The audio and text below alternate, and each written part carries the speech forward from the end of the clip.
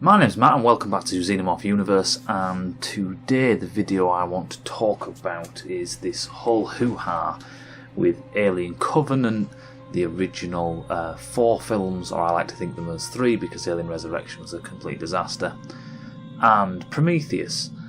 And there's a lot of comments in my, on my videos recently going backwards and forwards about some people love Covenant, some people hate Covenant, some people like Prometheus more than Covenant, and backwards and forwards. And I don't want to do a review on the film because I think they're both shockingly bad.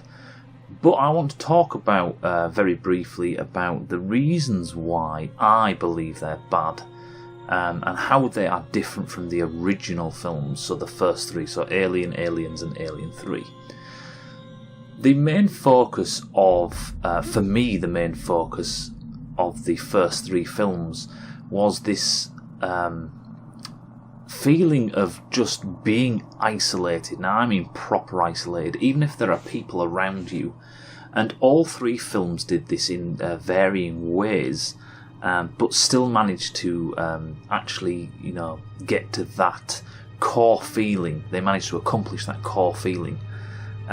It was the feeling in the actual soundtrack, it was the feeling of the actual atmosphere, it's the view, it was the atmosphere, the visual atmosphere that's created, it was the characterisation, it was even the way people used to talk, set design, everything, the story, everything. And, this basically was a no-brainer in a sense for Creative Assembly when they made the game Alien Isolation.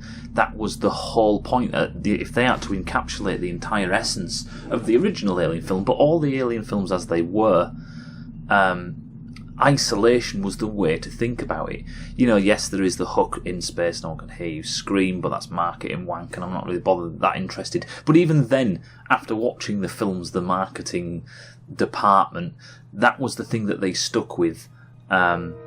Because it made sense, because that's what you got from the film. And I think this is where Alien 4, Covenant and Prometheus fall flat on their face with. You just do not get that underlining feeling of isolation, vulnerability, fear, and everything that goes with it. It was being called a sci-fi horror, a sci-fi terror, horror, thriller. It's all of them combined. Now, where does this come from? Well, first you have to look at the alien itself. The beauty of the alien is the fact that we do not know where it is from. It is alien in every sense of the word. It doesn't look like us, it doesn't behave like us, it doesn't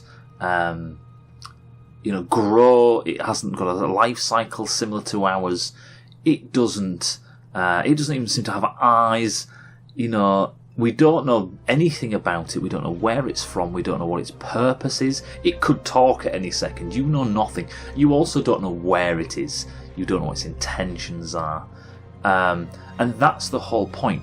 And the characterisation and people's backstories, again, that was the beautiful thing about it, is there was very little. People always go about characterisation, caring about characters. There's actually very little. The performance from the very few scenes that you are in has to be good and believable. But a lot of the performances in the first Alien 3 films were emotional, emotional performances. Looking that scared, looking that terrified, and then having a fluid dynamic between the other characters, reacting to other people's fear around you. And that's in a sense for me that encapsulated what the films were all about. And that's what Alien 4 lost, and a lot of us just kind of ignore that film even exists. And for me, the same with Prometheus and the same with Alien Covenant. You don't really need to have backstories, you really don't need to care. For me, you have to empathise emotionally. If I was in that situation, holy shit, that's exactly how I would feel. Actually, to be quite honest, I don't think you're shitting yourself enough.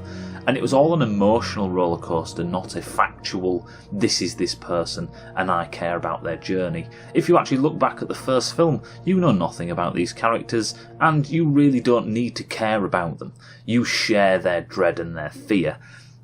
And for me, mirroring the fact of what the alien represents, so on the other side of things, And one of the reasons why I think you should never mess with the life cycle, with the actual creature itself, the alien itself, is the fact that it is a culmination of everything that we as human beings generally find disturbing, or it scares us. The lack of features that we recognise, like eyes, that means that we don't really see emotion. We also don't even see which way it's looking. The fact that it has body parts like the size of its head, the horns out its back, stuff like that, that we don't even understand their function. The fact that it starts off as a facehugger, which is basically, it's a snake and a spider that tries to fuck your face. It is a violation, it is a rape. So man or woman, we're all in the same boat here when you have a facehugger. It also tries to strangle you, it also tries to smother your face. After it's done so, it then does something massively unpredictable. It falls off and dies. Again, that is that's unnerving to the extreme. And then it eats its way out of you like any parasitic life form that is the size of a bacon sandwich. It rips itself through you, which is probably the worst way to go. Not only that though, but it's also terrifying for the people who see it. People after, the way it works in the Alien series is that after even seeing these things, they scare the shit out of you right to your core so much that you can't sleep properly. That is the terror of it. You are isolated, you feel isolation and fear, even after you've got rid of the thing, you've blown it out of a bloody airlock. Then the thing, this creature then scurries off, you then don't know where it is, you don't know what it's doing, you don't know what its purpose is. Again, this unknown, this fear. And then it turns into this big, horrible, bloody, giant spider, scorpion, ant bloody thing that seems to scale any wall. It can go outside, it doesn't, into space. It just seems unstoppable. And the fact that it doesn't have eyes is one of the genius inclusions or omissions, in a sense, that the alien has. There is no real speculation about anything throughout all the films. The only speculation they have about anything is in the second film, where Ripley is trying to work out where all these bloody eggs come from.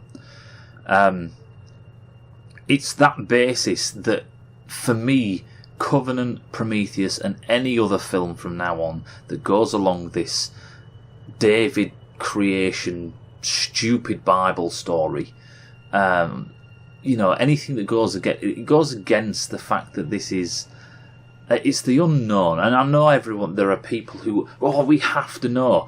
There's a problem with having the information of what you want. So when you want to know the origins of the alien, the problem is as soon as someone gives you that, if it is not good enough, you can't undo that. The other problem is, as well, is with the alien, would it ever be enough? Like I say, 99% of it is the fact that it is unknown. That is the beauty of it. It is unknown. It is alien as a verb and a noun.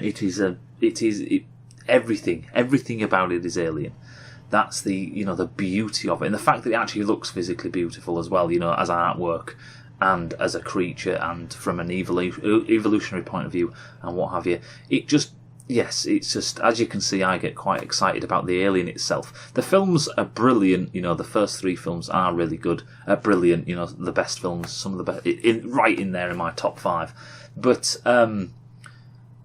I have this attachment to the alien itself, Every single time I watch a science fiction film now with an alien in, some kind of creature, in the back of my mind it is directly compared to the xenomorph. It is, without a doubt, the best stab at creating an alien life form that I have ever seen. It makes sense evolutionary, it makes sense in reality to me. If we found 1 million different life forms, I'm sure we'd find something pretty close to that. Hope that makes sense, and please leave your comments in the boxes, in the comments below, and what have you. Look after yourselves, and I'll see you next time.